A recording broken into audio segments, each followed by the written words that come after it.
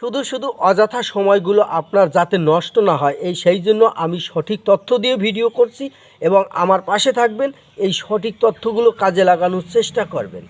আপনি একটা পেজ বা প্রোফাইল চালাচ্ছেন, তাতে কোনো ভিউজ হচ্ছে না, কিন্তু আপনি ফেসবুক অ্যালগরিদমের কোনো নিয়ম সম্পর্কে জানেন না। আপনি হয়তোবা লেখাপড়া জানেন না, কিন্তু আপনার পাশের বাড়ির যদি কেউ লেখাপড়া জানে তাকে দিয়ে আপনি আপনার ফোনটাকে সুন্দর করে দেখাবেন। দেখানোর পরে দেখবেন যে আপনার ওই ফোনের মধ্যে কোনো কমেন্টস, লাভ, রিয়াকশনের কোনো অনুমতি আসে কি না।